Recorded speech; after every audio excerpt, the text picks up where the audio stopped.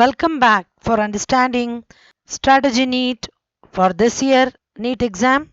Let's continue our discussion with the most likely questions on the chapter of some basic concepts of chemistry. Let's begin. Volume occupied by one molecule of water, where they are given as the density as 1 gram per cm cube. So we need to find out the volume occupied by one molecule of water is. Options are option A 3.0 into 10 to the power minus 23 cm cube. Option B 5.5 into 10 to the power minus 23 cm cube. Option C 9.0 into 10 to the power minus 23 cm cube. Option D 6.023 into 10 to the power minus 23 cm cube. Now let's see for this question which of the given options will be the correct answer. Answer is option A 3 into 10 to the power minus 23 cm cube. Now let's understand how to solve the problem with the minute data that's been given to us.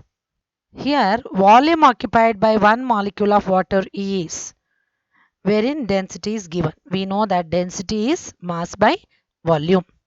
Therefore mass will be equal to volume into density. Therefore volume will be equal to mass by density. Okay. So we are trying to find out the formula by using which we will be able to arrive at the solution for this, wherein volume is being asked. So volume will be given by the formula mass by density. Now let us write the things that we know in this given data. We know that molecular mass of water is 18. So substituting that, wherein we do not know the value of V, and density is 1 gram per cm cube. That value is given to us. So therefore volume will be equal to mass by density, that is 18 by 1, that will be 18 milliliter. Here I want you to remember a fact that 1 milliliter will be equal to 1 cubic centimeter. I repeat, 1 milliliter will be equal to 1 centimeter cube or cubic centimeter. So now we know that Avogadro number of molecules of water, that is 6.022 into 10 to the power 23 molecules of water will occupy a volume of 18 cubic centimeter. Here I said to you 18 ml. So 1 ml is equal to 1 cm cube. Therefore 18 ml will be equal to 18 cm cube. So this fact you should remember. Okay. So therefore 1 molecule of water will occupy how much volume? So we need to find this out. 18 into 1 by Avogadro number. So when we simplify, the answer that we are going to get will be 3 into 10 to the power minus 23 cm cube. So now the correct answer is, as we saw, option A, which is 3 into 10 to the power minus 23 cm cube. Okay, now let's proceed further. Second question. 1 gram of magnesium is burnt with 0.56 gram of oxygen. So I repeat, 1 gram of magnesium is burnt with 0.56 gram of oxygen in a closed vessel. Which reactant is left in excess and how much? So out of magnesium and oxygen, we need to find out which of the reactant is left in excess and how much excess is present. Is that reactant present?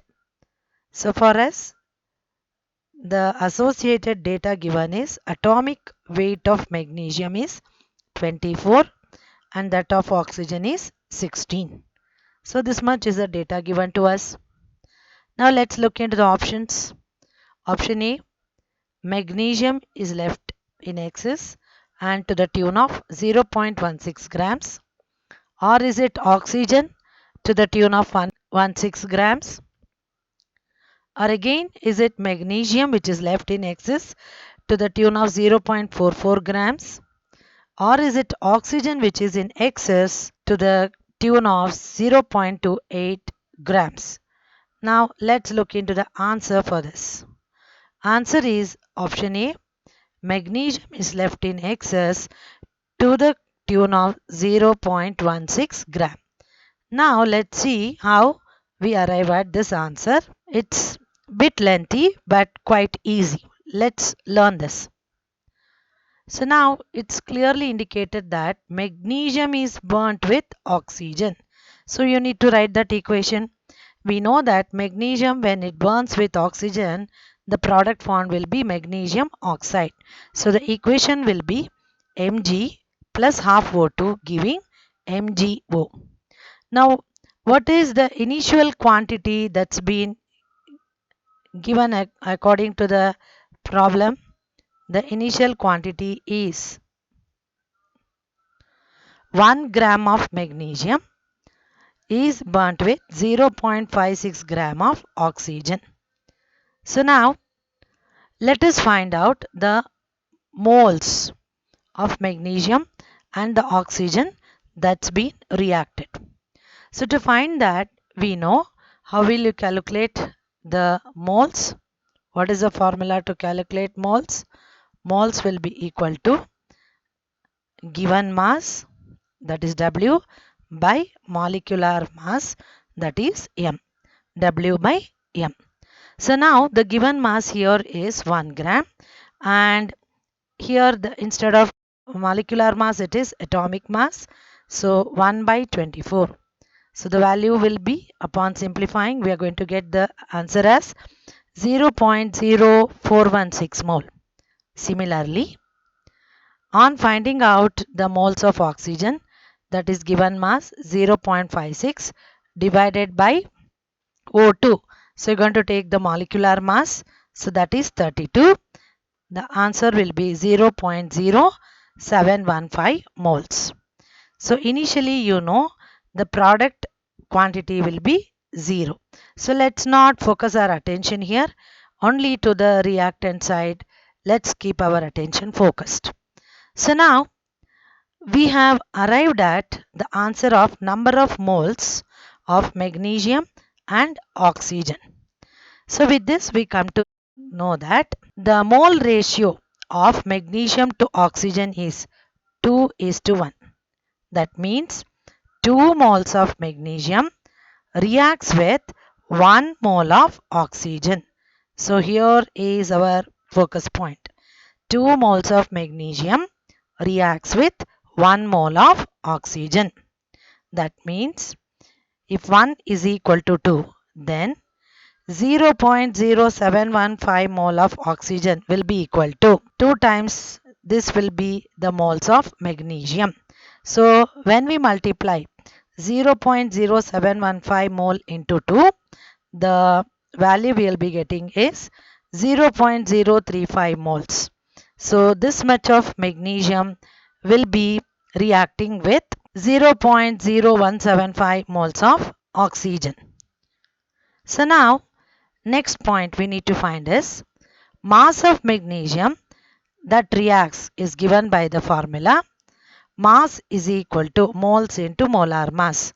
See, now we found out here, we know that here moles is equal to given mass by molar mass. That is how we calculated the number of moles. Therefore, how will we calculate the mass? W will be equal to moles into molecular mass. So that's what is written here. So mass will be equal to moles into molar mass. So we know that number of moles of magnesium is 0.035 and molar mass of magnesium, that's atomic mass, which is given as 24 here. So let's multiply 0.035 into 24. Answer will be getting is 0.84 grams. Means Out of every 1 gram of magnesium, only 0.84 gram reacts. Therefore, magnesium is in excess by, so 1 minus 0.84, that will be equal to 0.16 gram. So, in the given options, the correct answer is option A. Magnesium is in excess, and by how much quantity? For that the answer is 0.16 grams. Okay, so I hope you understood solving such type of numericals from the lesson of some basic concepts of chemistry. Keep practicing, keep learning. More practice you do, more perfect you're going to become.